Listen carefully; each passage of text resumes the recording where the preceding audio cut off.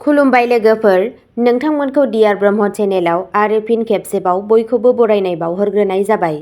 आं दिनै नोंथांमोननि सिगाङाव आरोबाव माखासे गोदान सानसेनि खौरां लानानै फैबावलायबाय।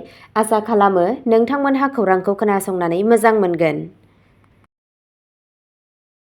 दिनैनि गिबि खौराङावनो दङ 10 एप्रिलाव बिटिआरआव गोरिब गुणोत्सव 2025 नि फिथाइनि सायाव एबसुआ रिभिउ मेल खुंगोन। दुलाराय बर' फरायसा आफाद एबसुआ 10 एप्रिलखालि बड'लेण्ड मुलुगसोलोंसालियाव गुणोत्सव 2025 नि फिथाइखौ सावरायनो थाखाय आरो बड'लेण्ड ओनसोलाव सोलोंथाइखौ जौगाहोनो लामा नागिरनो थाखाय जर'खा नायफाबनाय मेल खुंगोन। मोनब्रै जिल्ला उदालगुरि, बाक्सा, क'क्राझार आरो चिरांनि 500निबो बांसिन फोरोंगिरिफोरा सावरायनायाव बाहागो लागोन। बेनि थांखिया फरायसालिफोर आरो फरायसाफोरजों मोगा-मोगि जानांनाय जेंनाफोरखौ सिनायथिनाय आरो सुस्रांनायनि सुबुरुन होनाय। बे हाबाफारिया बैफोर जिल्लाफोरनि गोबां फरायसालिफोरा आसाम सोलोंथाइ बिफानजों बोसोरारि फरायसालि आनजाद नायनाय हाबाफारि बावैसो खुंजानाय गुणोत्सव 2025 आव गाज्रि दिन्थिफुंनायनि उनाव फैदों। एबसुनि आफादगिरि दिपेन बर'आ गाज्रि फिथाइखौ गोबां गाहाय जेंनाफोरनि थाखाय दायनिगिरि खालामो, जेरै फोरोंगिरिफोरनि आंखाल, सोलोंथाइनि सम्पदनि आंखाल, फरायसाफोरनि नुजाथिया गाज्रि आरो फोरोंनायनि गुनआ बाङाइ। बिथाङा बेखौबो फोरमायदोंमोन दि उदालगुरि, बाक्सा आरो क'क्राझाराव जिल्ला गुदि सोलोंथाइ मावख'गिरि (DEO) आरो फरायसालि नायदिंगिरिनि गोनांथार मासिफोरा 1.25 बोसोरनिफ्रायबो बांसिन समनिफ्राय लांदां जानानै दं।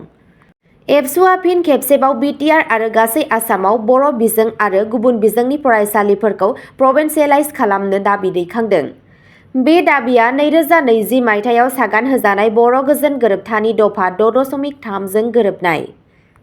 एबसुआ बुंदोंमोन दि बेयो सोलोंथाइनि गुनखौ जौगाहोनो आरो ओनसोलनि फरायसाफोरा साबसिन खाबु आरो मदद मोन्नायखौ रोखा खालामनो थाखाय रादाय होनाय।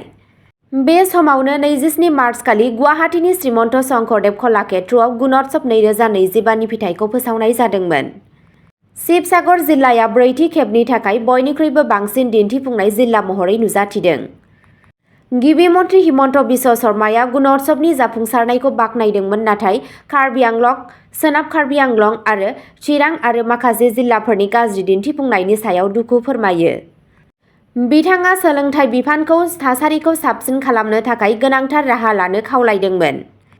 गुणोत्सव 2025 आ 6 जानुवारिनिफ्राय 7 फेब्रुआरिसिम मोनथाम खोन्दोआव खुंजादोंमोन, जेराव 44,077 फरायसालिफोरखौ लाफानाय जादोंमोन आरो 98.33 जौखोन्दोनि गोहोम गोनां बाहागो लानायनि हारजों फ्राय 39 लाख फरायसाफोरखौ बिजिरनाय जादोंमोन।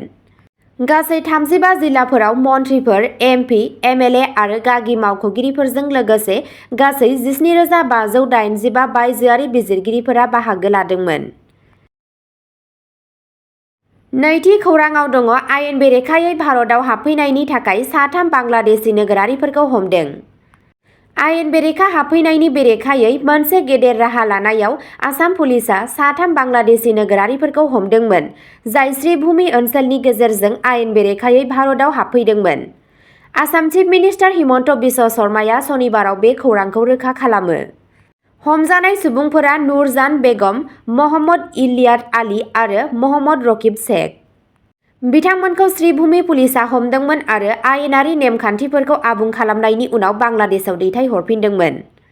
सीएम शर्माया ससियेल मिडियायाव पस्ट खालामदोंमोन दि आसामाव हाबफैनायनि हेंथायै लाथिख' सहायनो हानाय खान्थि दं।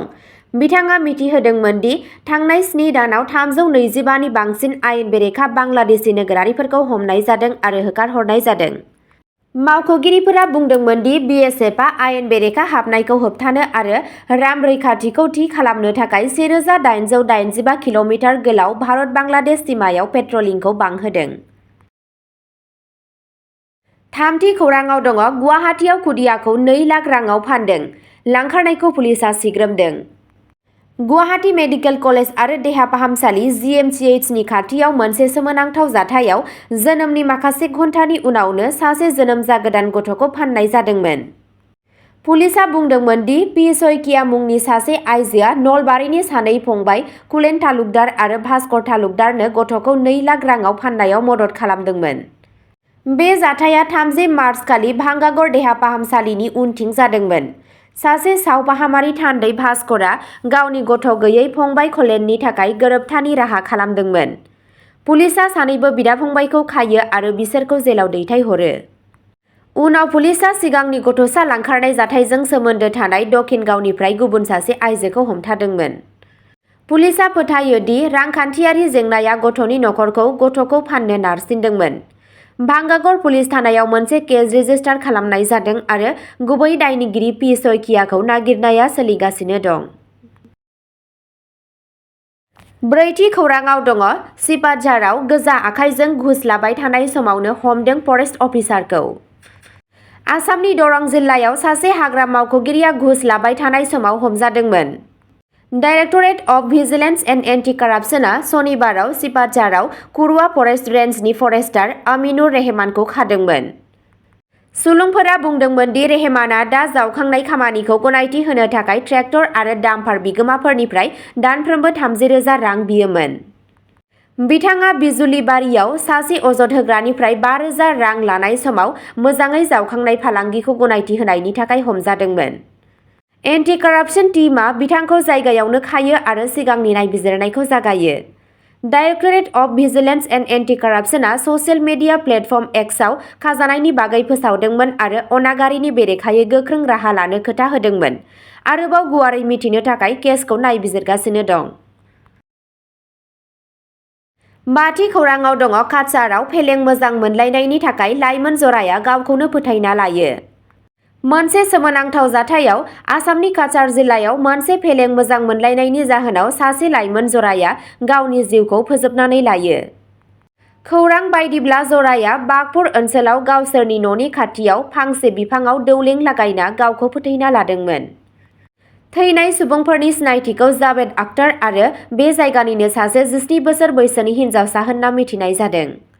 जायगानि सुबुंफोरा फुङाव बिसोरनि गोथै सह'खौ नुनो मोनो आरो पुलिसनो खौरां हरो। गोथै सह'फोरखौ पस्टमर्टेमनि थाखाय सिलचर मेडिकेल कलेजसिम दैथायहरनाय जादोंमोन।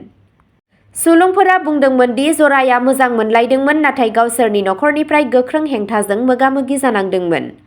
नारसिननायखौ सहायनो हायैनि जाहोनाव बिथांमोनहा गावसोरनि जिउखौ फोजोबनो सायख'दोंमोन। बे समावनो पुलिसआ मोनसे नायबिजिरनाय जागायबाय आरो गासैबो जाथावना बिथिंफोरखौ नायगासिनो दं। अब्ला दिनैनि खौरांआ एसेनोसै। नोंथांमोनहा जुदि सोरबाफोर सानसेनि फानजामुथि नायनानै मोजां मोनो अब्ला स्क्रिनआव होनाय चेनेल बड' इनफ' पइन्टआव थांनानै नायहैनो हागोन। चेनेलनि लिंकखौ डिस्क्रिप्शनावनो होनाय जादों। गोजोन्थों।